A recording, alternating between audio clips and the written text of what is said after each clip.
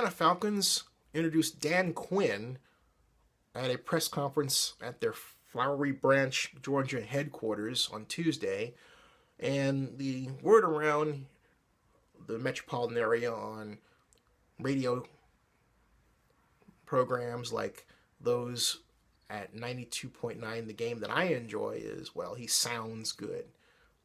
This is what really bothers me about media, particularly, well, not just Atlanta, but the Bay Area sports media that covers the NFL. Don't know scheme. And because they don't know scheme, and then the people that are going out and hiring coaches don't know scheme. When I say scheme, I mean plays, formations, tendencies, how to recognize when someone is an innovator at what they do. More often than not, they make the wrong hire. Now, having said all that, I'll say this. Dan Quinn is not the wrong hire. And I know some of you watching this were thinking, he's going to go into another one of his rants about a white coach. Not this time. No. Because the Falcons got it right. They hired a defensive coordinator that was responsible for the construction and the operation of the best defensive unit in the National Football League over the past 2 years. You can't take that away from Dan Quinn. You can't.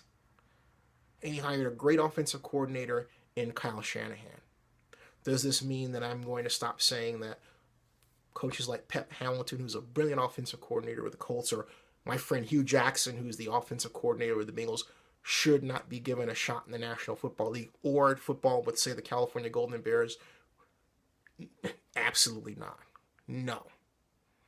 And I'm not going to stop saying that with respect to my favorite organizations, too. But the bottom line is that when you have a person who works so well with players and motivates them, like a Dan Quinn working for Pete Carroll, you'll be a fool not to give that person a chance. I think Dan Quinn will do very well with the Falcons if he employs a defense that avoids the two-gap habit that the last Falcons defense was using, which is why the media out there was misdiagnosing the Falcons as, quote, not having any players. The Falcons have great players, but those players have been asked to do maneuvers and play defensive styles that don't work to what they do best in terms of being great bull rushers, in terms of being great at going through or slanting to stop the run, in terms of being great at crowding the line of scrimmage. More often than not, those defenders, if you look at it, particularly on the line, have been asked to play in space against wide line splits and hold two gaps to either side. That's not what they do well. They were force fit into a system, and they didn't play that system well. It's not that they were that bad.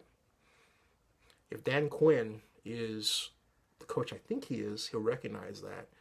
Have them play the kind of defensive maneuvers that work to their strengths, and the Atlanta Falcons defense will come out better, and that will produce a better record for the organization.